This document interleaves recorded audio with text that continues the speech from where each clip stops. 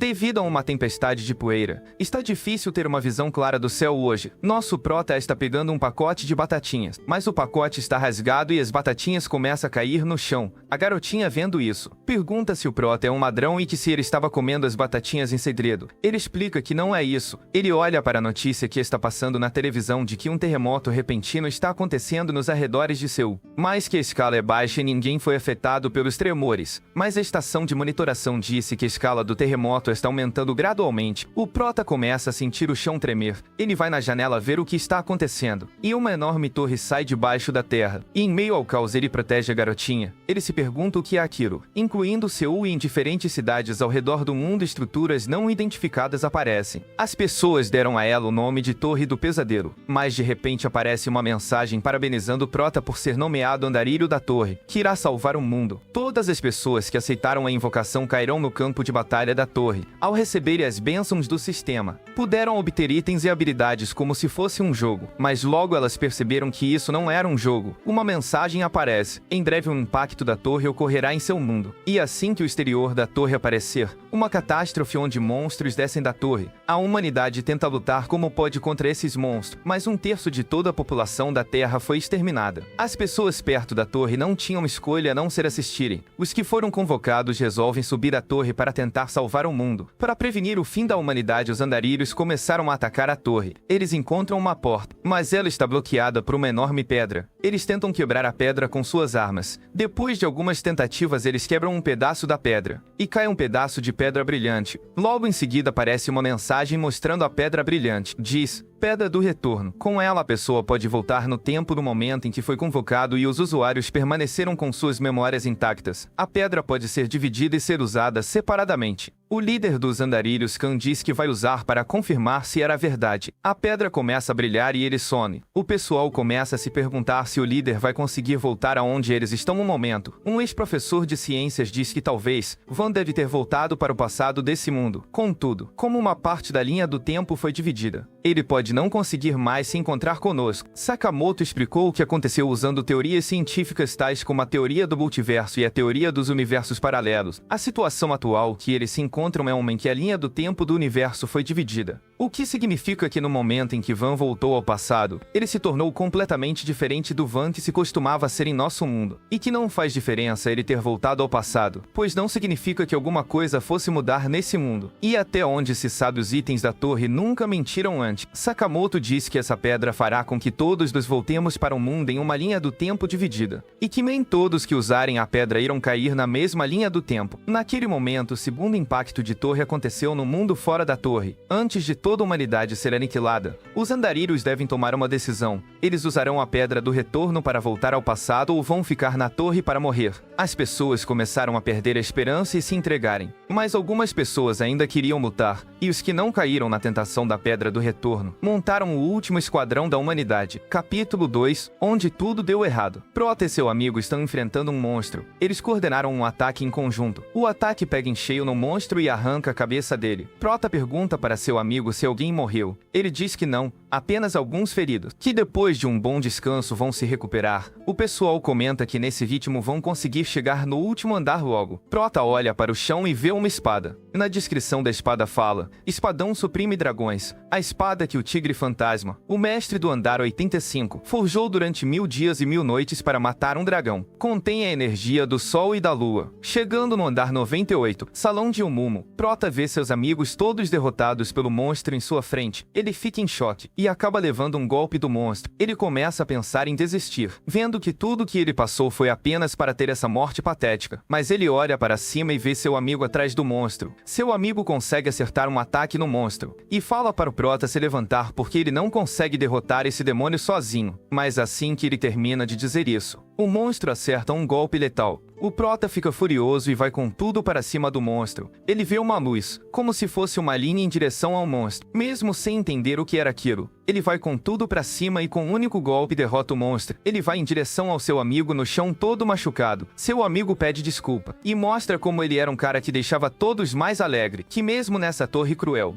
ele nunca deixou de sorrir. Os andarilhos o apelidaram de o Cavaleiro Sorridente. Mas aquele Cavaleiro Sorridente perdeu seu sorriso pela primeira vez. Prota fala para ele sumir e vai embora. O amigo do Prota vê que a Pedra do Retorno está muito desgastada. Ele começa a caminhar por uma escada e pensa que graças ao Prota, a humanidade tem chance de chegar no topo da torre. Ele senta em uma janela e se joga para trás. Prota chega em uma porta e começa a abrir. Assim que ele abre, vê uma luz branca saindo de dentro. Ele entra e percebe que esse lugar é um campo nevado. O Prota começa a caminhar sobre a nevasca, quando de repente uma espécie de dragão branco de gelo o ataca. O Prota desvia. O dragão pergunta se o Prota já vai desistir. O Prota responde que nem ferrando e pergunta se o dragão já cansou de brincar. O dragão dá outro ataque, mas o Prota desvia novamente e se esconde. Seu braço está quase que congelado. O dragão fica irritado e pergunta se ele vai ficar apenas se escondendo, que isso é inútil. O Prota diz que faz 10 anos que ele chegou no andar 99, e mesmo que tenha passado por inúmeras crises no andar 98, o nível de perigo no andar 99 era incomparável a todos os andares inferiores. O Prota joga um líquido vermelho em seu braço para derreter o gelo. O dragão de gelo se chama Vel'Xizus. O sopro desse dragão, que veio da Terra Esquecida, era difícil de suportar, mesmo com a resistência ao frio no mais alto nível possível. O Prota agradece a todos os andarilhos que se partiram, pois, se não fosse os equipamentos deixados por eles, o Prota já teria morrido há muito tempo. A espada suprime dragões que conseguiu no andar 85, a armadura do demônio de gelo que o Yun-Van lhe deu, e o bracelete do Rei das Chamas, que Anseu Yu. O Prota fica se lamentando e se pensando se tivesse sido mais forte. Talvez seus amigos ainda estivessem vivos. Ele começa a lembrar do passado, de uma conversa que teve com seu amigo, Jay. O ferreiro pergunta se o Prota pretende enfrentar aquilo de novo. O Prota responde que sim. Diz que sente que realmente pode vencer dessa vez. O Prota está em uma vila que foi conquistada após derrotar Altemieus, o boss do andar 50. Por mais que andarilhos mortos ou feridos chegassem todos os dias, as pessoas nunca abandonaram a esperança. Os sacerdotes estabeleceram unidades de resgate de emergência para resgatar guerreiros que não conseguiam mais lutar, e os ferreiros das oficinas criaram equipamentos grátis para os andarilhos que lutavam pelo bem da humanidade. O Prota diz para Jay que ele é o último ferreiro de Atopo, e Jay diz que o Prota é o único cliente que ele ainda tem. Só que, mais importante que isso, parece que ultimamente não tem mais suprimentos vindo dos andares inferiores. Ainda havia alguns suprimentos de mineiros até alguns meses atrás, mas Prota diz que já era de se esperar, porque já não há mais humanos vivendo na torre. Mais de 10 impactos de torre aconteceram até agora, e a partir de um certo ponto as pessoas não eram mais invocadas para o campo de invocação do primeiro andar para escalarem a torre. O Prota pergunta para Jay se ele acha que os humanos fora da torre já foram massacrados. Jay não fala nada, e pergunta para o Prota se não há nada que o incomode hoje em dia. Enquanto ele sobe e desce a torre, Prota para pensar. E naquele lugar onde a Pedra do Retorno foi descoberta, tinha umas escrituras. Torre dentro da torre, pesadelo dentro do pesadelo. Ele diz que isso pode ter sido escrito por outra pessoa, mas não sabe o que significa. 2 dias atrás a vovó Helene desapareceu. E não dá para envelhecer dentro da torre. Se alguém desapareceu só pode ser por 2 motivos, ou usando a Pedra do Retorno, ou por pularem da torre. E Helene é a vovó das poções, Eugeia da oficina. Eram os poucos andarilhos de suporte que restaram. O Prota pede para Jay ensinar habilidades de ferraria. Voltando ao presente, o dragão pergunta se o humano já acabou com o esconde-esconde. Nenhum humano tinha conseguido chegar no andar 99 sozinho. Desde que a torre foi criada, o dragão reconhece que o Prota é um humano incrível. E o Prota pensa que a última coisa a me reconhecer seria um monstro e não um humano. O Prota provoca o dragão dizendo que vai se sentir tão sozinho depois que o matar. O dragão fala que sente muito, mas isso é impossível humano. O Prota, com a Supreme Dragões na mão, fala: como você poderia saber? Até mesmo essa armadura de que tanto se orgulha está começando a mostrar rachaduras. O dragão fica puto com a arrogância do Prota e diz que acabou a brincadeira. O dragão lança um ataque que acerta o Prota em cheio. O Prota fica todo machucado e com a mão e perna congelada sem conseguir se mexer.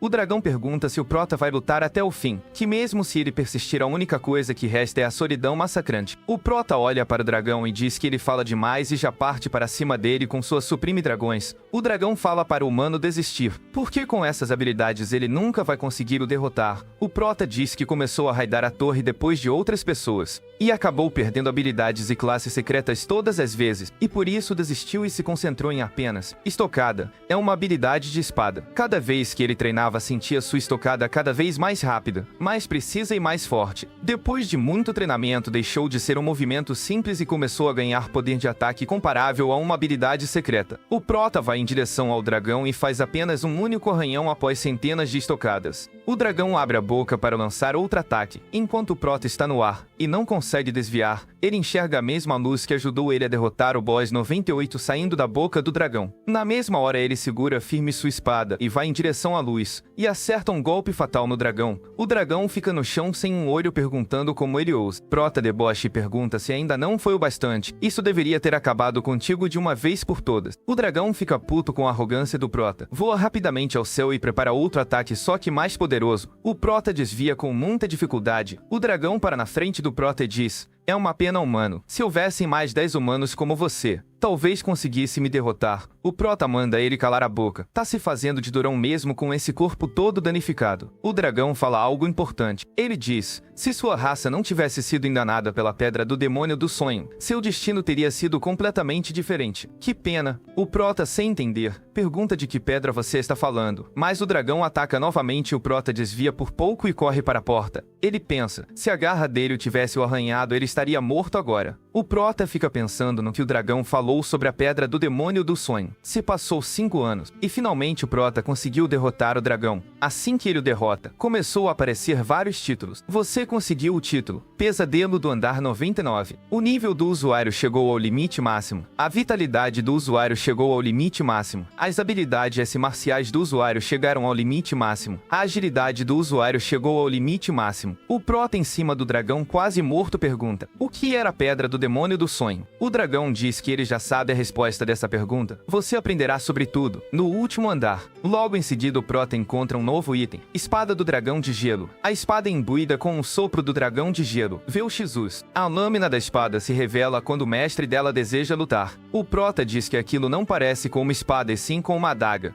E do sangue do dragão começa a surgir uma porta. O prota se levanta e parte para o último andar. E assim acaba o capítulo 4. Aí, rapaziada, o vídeo vai ficando por aqui. Caso gostaram do vídeo, deixe um comentário que eu trago a parte 2. Obrigado a todos.